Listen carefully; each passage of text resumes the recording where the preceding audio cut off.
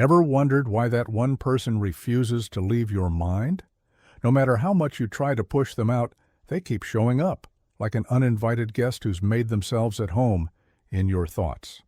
An ex, a fleeting crush, maybe even a total stranger. No explanation, no warning, just endless mental cameos you never asked for. But what if I told you this isn't just some random glitch in your brain? What if their presence in your mind is actually a message, a signal from the deepest parts of your unconscious? Carl Jung, one of the most brilliant minds in psychology, believed that when someone lingers in your thoughts, it's no accident. It's not just love. It's not just obsession. It's a mirror, reflecting something back at you, something buried deep inside that you haven't yet confronted. So what's really happening here? Is it a sign, a projection, or a secret doorway into the depths of your own psyche? Buckle up, because we're about to unravel the mysteries of Jung's theories, the shadow, anima, and animus, projection, and the eerie force of synchronicity. And by the end, you might see that person in a completely different light, or realize they were never the point at all. Here is the Jung's theories, the mind as a labyrinth. Carl Jung once said, "Who looks outside dreams, who looks inside awakes." He believed the human mind wasn't just a collection of thoughts, it was a labyrinth filled with hidden passageways and locked doors leading to powerful revelations. But most people never dare to enter. They stay at the surface, tangled in daily life, unaware that beneath them, their unconscious mind is working relentlessly, pulling the strings in ways they don't even realize. Picture your mind as an iceberg, the tip, everything you're aware of, your thoughts, emotions, memories. But the massive, hidden structure beneath the water, that's your unconscious, and that's where the real action happens. That's where your repressed desires, unhealed wounds, and forgotten fears are stored. So when someone keeps appearing in your thoughts, Jung believed it wasn't a coincidence. It was a summons, a wake-up call from the unconscious. Maybe they said something that triggered an old, unresolved memory. Maybe they embody something you long for, something you haven't allowed yourself to acknowledge. But here's the real question. Is it truly them you're drawn to? Or is it something deeper, something within you? According to Jung, the people who won't leave your mind aren't just random echoes of memory. They're signals, clues, messages from the deepest layers of your unconscious. But don't worry, this doesn't mean you're doomed to be haunted by them forever. It just means your mind is trying to tell you something. And if you listen closely, you might uncover a truth about yourself that changes everything. Meet your shadow. No, not the one that follows you on the sidewalk. This one is invisible, hidden deep within your psyche. It's everything you've repressed, denied, or ignored because it doesn't fit the version of yourself you want to believe in. And here's where things get interesting. The people who linger in your thoughts, they might not just be people. They might be reflections of your own shadow, showing you something about yourself that you refuse to face. Think about it. You admire someone's confidence, but deep down, you wrestle with crippling self-doubt. You're captivated by their creativity, but only because you've neglected your own. Or maybe someone infuriates you because they embody traits you don't want to admit you possess: arrogance, impulsiveness, dishonesty. Jung believed our relationships aren't just about other people. They're mirrors, reflecting back the parts of ourselves we haven't yet come to terms with. So when someone keeps resurfacing in your mind, it's not just about them. It's your unconscious saying, "Hey, remember me? We need to talk." And here's the power in recognizing this. Instead of obsessing over why they won't leave your head, ask yourself, what part of me are they revealing? Because the shadow isn't something to fear, it's something to explore. Jung put it best. One does not become enlightened by imagining figures of light, but by making the darkness conscious. Now, let's go even deeper. Jung didn't just stop at the shadow. He introduced two of the most powerful forces hidden within us, the anima and animus. These are the archetypes of the feminine and masculine energies within our psyche.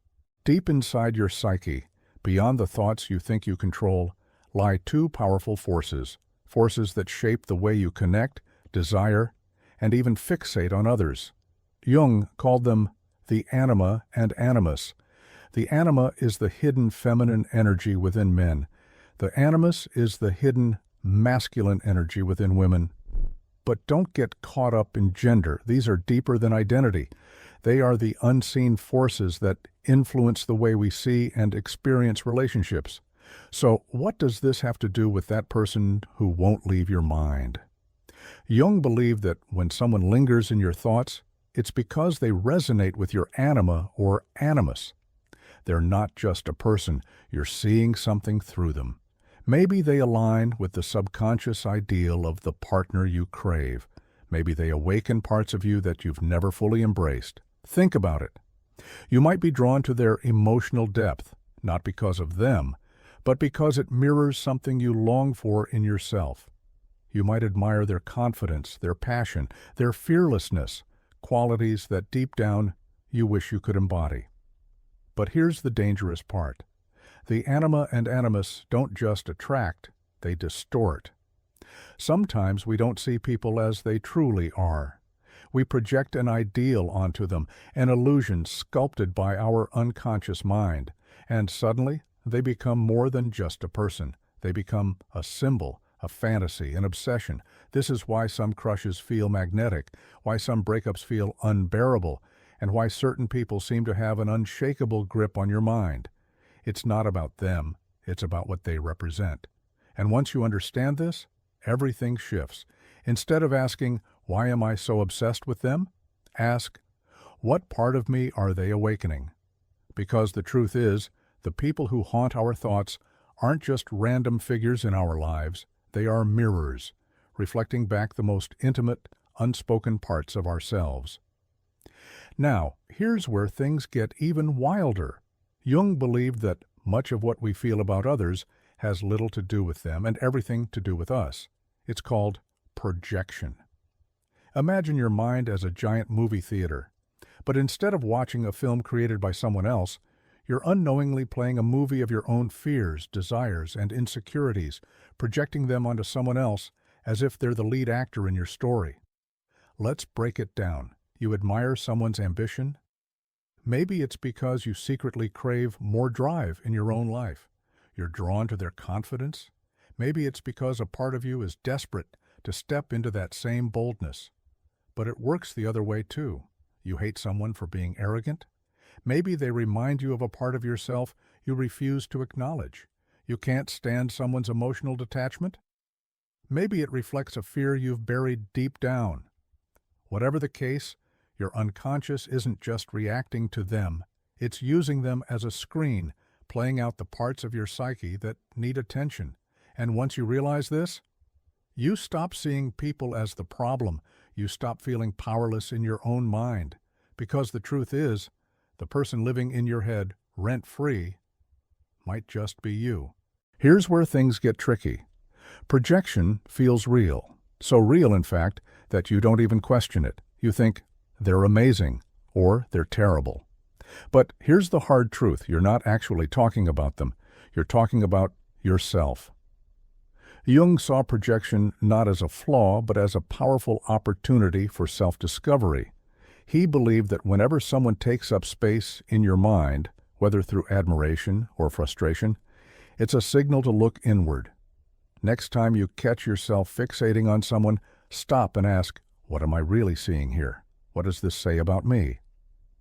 Because once you recognize projection for what it is, you reclaim the parts of yourself that you've been unknowingly outsourcing to others. You stop giving people so much power over your emotions, your thoughts, your reality. And yes, it's uncomfortable. But as Jung put it, everything that irritates us about others can lead us to an understanding of ourselves. Synchronicity. The universe is watching.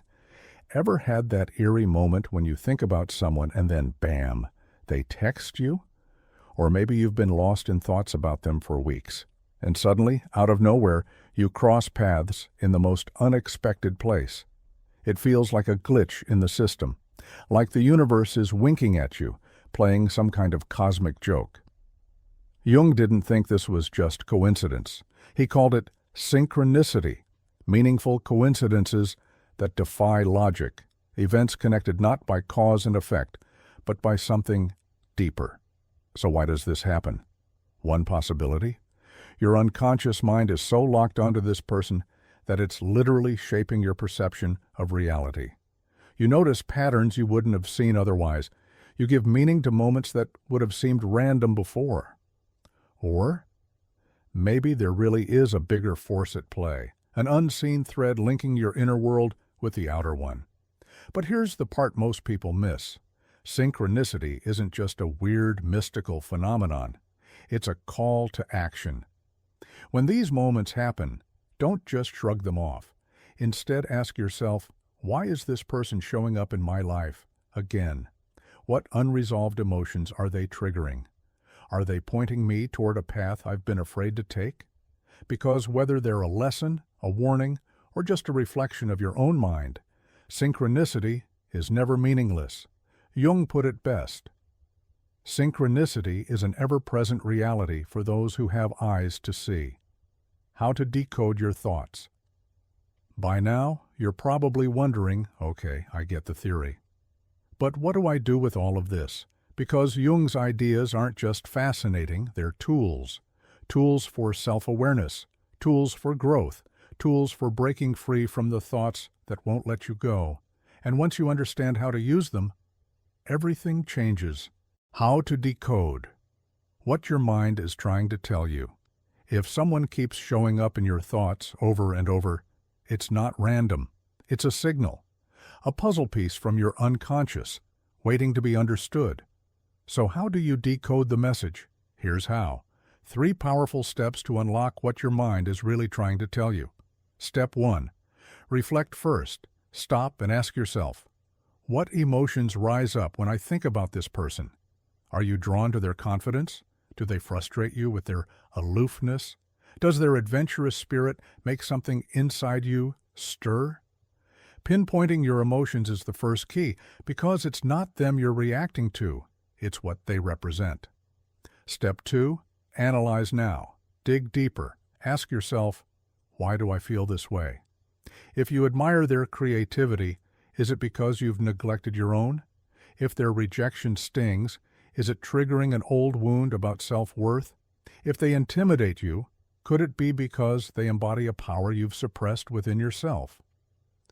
The answers won't be obvious at first. That's why you need to write them down. Journaling, meditating, these tools will help you crack the code. Because this isn't about them, it's about you. Step 3. Act now comes the hardest part, turning insight into action. If this person reflects something you crave, it's time to cultivate it in yourself. If they trigger an old wound, it's time to heal it. This is where transformation happens. Maybe it's time to build the confidence you admire in them. Maybe it's time to embrace the creativity you've been avoiding. Maybe it's time to stop seeking validation and give it to yourself. Because at the end of the day, this isn't about changing them, it's about transforming you.